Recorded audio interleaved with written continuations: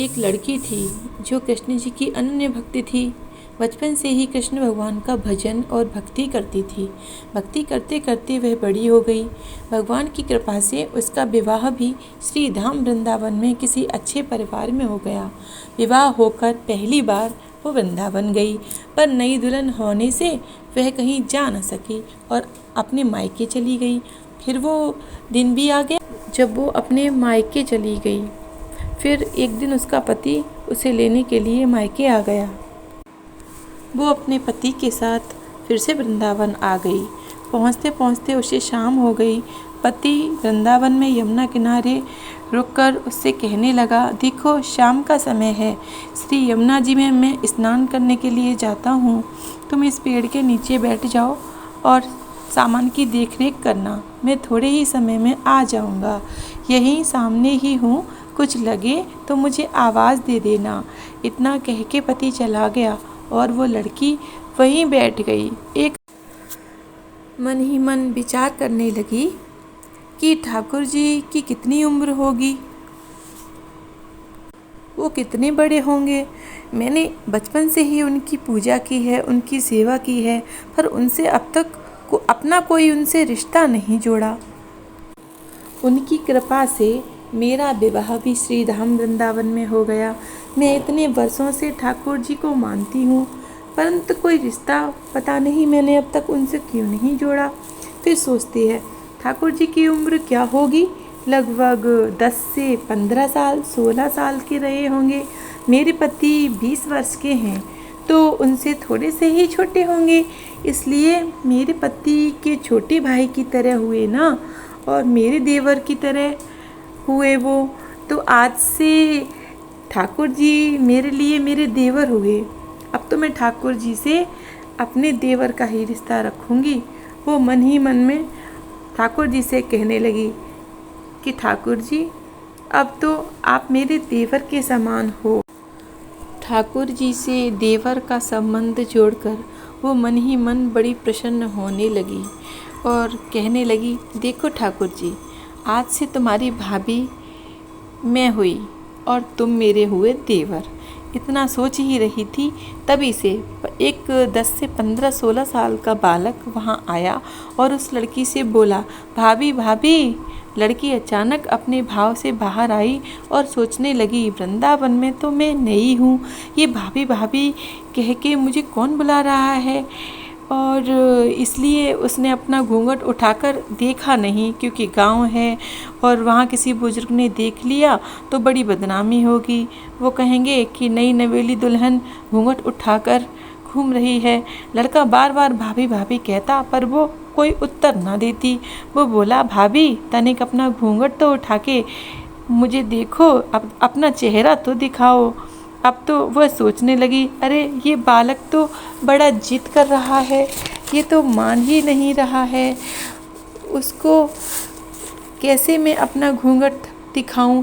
उसने अपने घूंघट को बहुत कस के पकड़ लिया और कि कहीं ये मेरा घूंघट उठाकर देख न ले।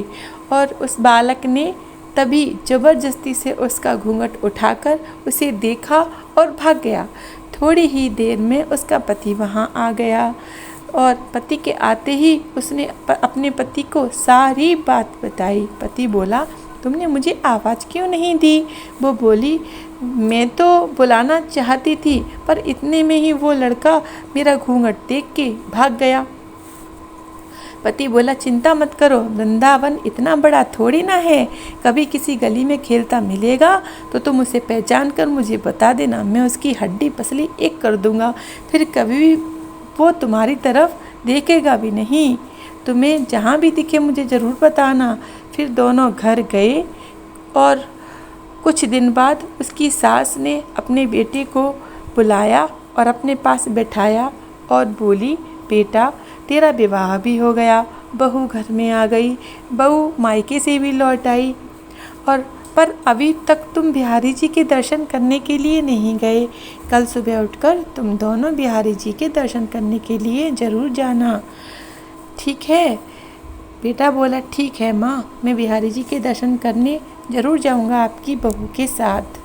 अगले दिन दोनों तैयार होकर बिहारी जी के दर्शन करने के लिए उनके मंदिर चले गए। मंदिर में बहुत भीड़ थी तो पति बोला, देखो तुम स्त्रियों के साथ दर्शन करने चली जाओ, मैं अभी पीछे पीछे आता हूँ। तो वो आगे चली गई, लेकिन वो घूंघट नहीं उठाती। उसे डर लगता कहीं कोई बुजुर्ग देखेगा तो क्या कहेगा कि बहू है घूंघट उठाकर घूम रही है। बहुत देर हो गई, फिर पति उसके पीछे आके बोला, अरे बावली, बिहारी जी के सामने तो खड़ी है, अरे घूंघट काहे ना खोले, घूंघट ना खोलेगी तो दर्शन कैसे करेगी। अब उसने जैसे ही अपना घूंघट उठाकर बिहारी जी की ओर देखा तो वह अवाक रह गई और बिहारी जी को देखकर एकदम से चिल्ला उठी और चिल्ला के बोली अपने पति से, सुनिए जी, देखिए।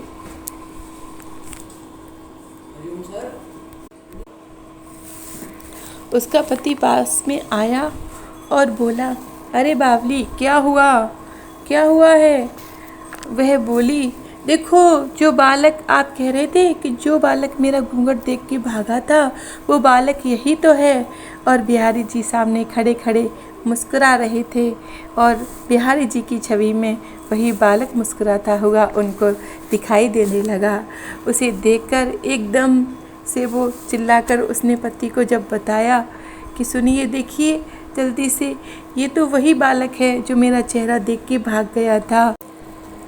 पति ने कहा, कहाँ है, अभी देखता हूँ उसे। तो ठाकुर जी की ओर उसने इशारा किया और बोली, ये रहा, आपके सामने ही तो है।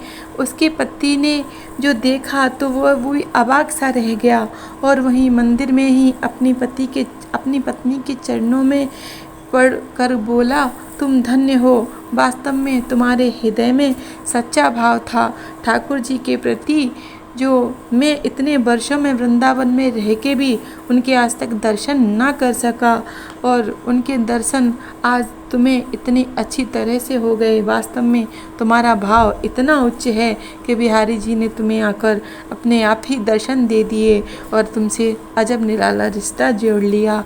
इसी के साथ में कहानी यहाँ समाप्त होती है।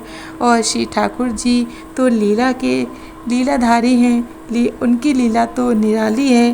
भक्त का जैसा जो भी भाव होता है, वह जिस रूप में भक्त भगवान को ध्याते हैं वह उसी रूप में बन के चले आते हैं। जिस रूप में वो रिश्ता निभाना चाहते हैं उसी रूप में वो रिश्ता भक्त के साथ निभाते हैं, और उस रिश्ते को निभाने के लिए भगवान नंगे पांव दौड़े चले आते हैं। तो प्रेम से बोलिए, बांके बिहारी लाल की जय, राधा रानी सरकार की जय, श्री वृंदावन धाम की जय।